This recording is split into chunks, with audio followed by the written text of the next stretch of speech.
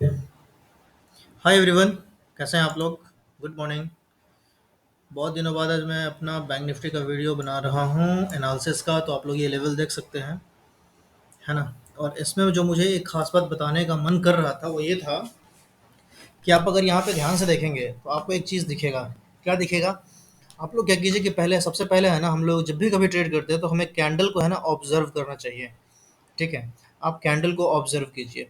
यहाँ पे ये वाला पर्टिकुलर ग्रीन कैंडल देखिए, 15 सितंबर 2023 का। ये क्या बनाया था? डोजी बनाया था। उसका क्या हुआ? हल्का सा गैप डाउन हुआ। ठीक है, हल्का सा गैप डाउन क्यों हुआ?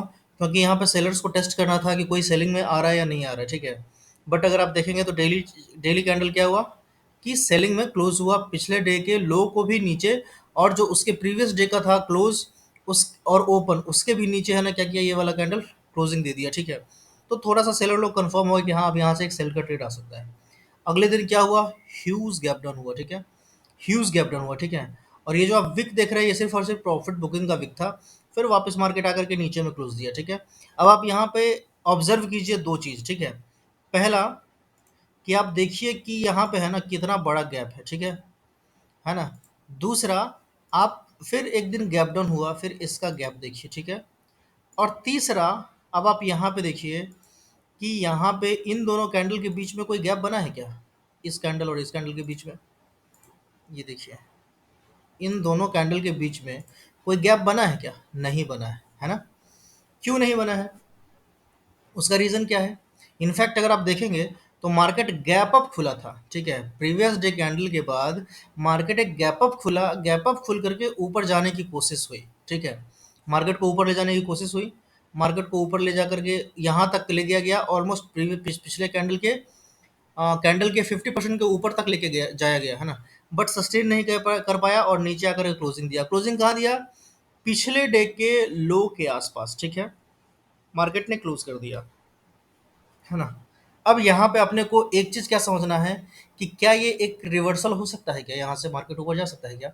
तो हाँ, थोड़ा सा अपने को है ना हल्का सा बायस क्या करना है, क्या पॉजिटिव की तरफ रखना है। ठीक है, क्यों?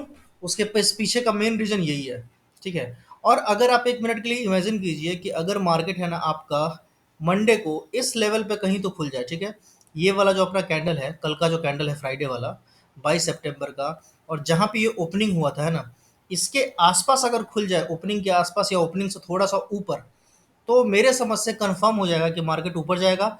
और ये एक आपको मॉर्निंग स्टार दिखता हुआ कैंडल मतलब मिल जाएगा। ठीक है, तो मॉर्निंग स्टार अगर इतने बड़े फॉल के बाद मिले तो क्या करते हैं?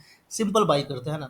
तो मेरा अभी जो बायस है वो थोड़ा सा बाइंग साइड में चला गया है। ठीक है, उसके पीछे का क्या रीज़न है? उसके पीछे का ये रीज़न है कि इतने सारा गैप क्रिएट करके आ रहा था, तो ये गैप क्या हुआ कि गैप का भी जो एरिया है वो धीरे धीरे कम होता गया।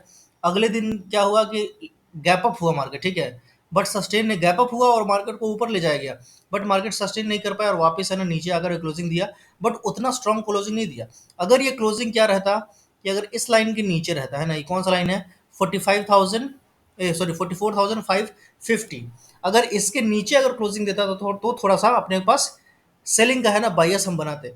बट अभी थोड़ा सा अपना बायस रहेगा बाइंग का। रीज़न आपको मैंने बता दिया, ये गैप अप जो गैप डाउन हुआ था, जो गैप क्रिएट हुआ है, ये धीरे धीरे कम हो गया और इजी कैंडल में गैप अप हुआ इनफैक्ट। तो थोड़ा सा यहाँ पे बाइंग प्रेशर मुझे दिख रहा है ना। ये मेरा पर्सनल ओपिनियन है ना। मैं किसी को कोई रिकमेंड भी नहीं कर रहा हूँ, और ये सिर्फ और सिर्फ एजुकेशनल पर्पज के लिए वीडियो बन रहा है ना, कि हम लोग सीखने की कोशिश कर रहे हैं कि भाई आखिर कैंडल कैसे क्या करता है ना।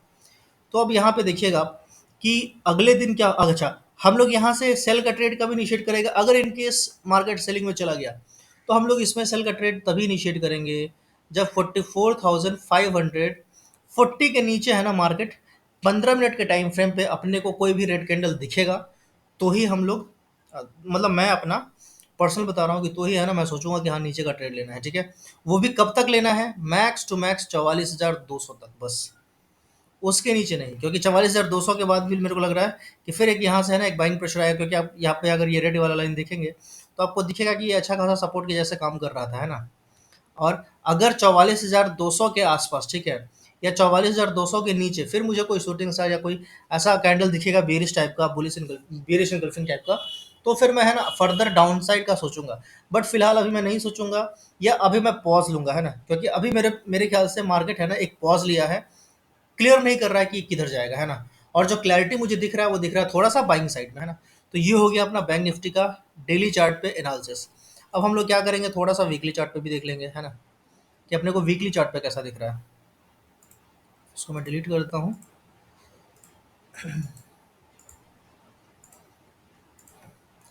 अब देखिए आपके क्या सामने ये वीकली चार्ट लगा हुआ है ना। अब वीकली चार्ट देख कर क्या लग रहा है, वीकली चार्ट देख करके अपने को साफ साफ लग रहा है कि ये क्या है, ये बियरिश किकर कैंडल बना हुआ है ना। अब इस कैंडल के नीचे अगर फॉलो थ्रू मिलता है, ध्यान से सुनिएगा, कि इस कैंडल के नीचे, ये कैंडल का लो कौन सा है, आप यहाँ पे रखेंगे तो आपको यहाँ दिखाई देगा लो, ठीक है। तो यहाँ पे मैं रख रहा हूँ तो लो है क्या, 44,548 है ना। अगर मुझे 44,540 या 30 सेफर साइड मान लीजिए ना, कि अगर 30 के नीचे है ना अपने को अगर कैंडल मिलता है 15 मिनट का, है ना, तो फिर हम लोग क्या सोचेंगे, एक बियरिश का ट्रेड सोच सकते हैं, ठीक है, वीकली टाइम फ्रेम पे, है ना। क्योंकि वीकली टाइम फ्रेम पे अपने को अच्छा खासा बेरिश दिख रहा है, ठीक है, ये आप समझ गए, है ना। तो अपने को बेरिश मोड में कब जाना है, 44,540, इनफैक्ट 30 के नीचे, 44,530 के नीचे, है ना, हम लोग बेरिश ट्रेड प्लान करेंगे। और उसका जो लेवल रहेगा वो कहाँ तक रहेगा, 43,800 तक रहेगा कम से कम, ठीक है। 43,800 या 43,000, हाँ 43,800 रख सकते हैं। इसको मैं थोड़ा सा और फाइन कर देता हूँ यहाँ तक, है ना, ये वाला एरिया, ठीक है। तो अपने को ये दिख रहा है कि यहाँ पे भी एक अच्छा खासा सपोर्ट मिल सकता है बैंक निफ्टी को, है ना। फिर यहाँ से एक रिवर्स कर सकता है या एक ग्रीन कैंडल बना सकता है, क्योंकि अच्छा खासा रेड कैंडल बन गया है ना।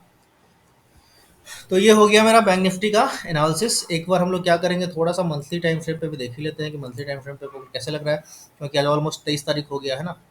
तो अगर आप मंथली टाइम फ्रेम पे देखते हैं तो मंथली टाइम फ्रेम पे क्या दिख रहा है, मंथली टाइम फ्रेम पे कुछ खराब तो नहीं दिख रहा है ना। मंथली टाइम फ्रेम पे पॉज लिया हुआ दिख रहा है ना, कुछ खराब नहीं दिख रहा है। मंथली टाइम फ्रेम क्या लग रहा है कि हाँ इतना एक इतना, देखिए आप ध्यान से देखिए एक चीज़, इतना बड़ा एक रैली आया, है ना, ग्रीन कैंडल इतना बना, ठीक है। इस ग्रीन कैंडल के बाद वो क्या हुआ, एक स्वाभाविक है कि एक रेड कैंडल तो आना चाहिए, एक रेड कैंडल आ गया। अब उस रेड कैंडल के बाद वापस है ना मार्केट ग्रीन की तरफ जाने की कोशिश कर रहा है ना। हालांकि ये गया था यहाँ तक, लेकिन वापस क्या हुआ कि फिर नीचे आकर के यहाँ पे क्लोजिंग दिया है, ठीक है। तो मंथली टाइम फ्रेम पे अपने हम लोग बुलिश कब होंगे, जब जो ये वाला लेवल है, ठीक है, 44,900, ठीक है, या इनफैक्ट 44,990 या 45,000 मान लीजिए, ठीक है। 45,000 के ऊपर अगर मंथली कैंडल क्लोज देता है ना, और इस प्रीवियस कैंडल के 50% के ऊपर क्लोजिंग हो जाएगा, तो हम लोग समझ लेंगे कि हाँ मार्केट अब बुलिश की तरफ जाने वाला है, ठीक है। तो मंथली टाइम फ्रेम बता दिया, मंथली टाइम फ्रेम में कोई व्यू नहीं है, ये ना तो बुलिश दिख रहा है ना तो बेरिश दिख रहा है, ठीक है, ये पॉज लेता हुआ दिख रहा है। वीकली टाइम फ्रेम पे आपको बता दिया कि वीकली टाइम फ्रेम अपने को बता रहा है कि भाई हम अभी काफ़ी बेरिश है, ठीक है।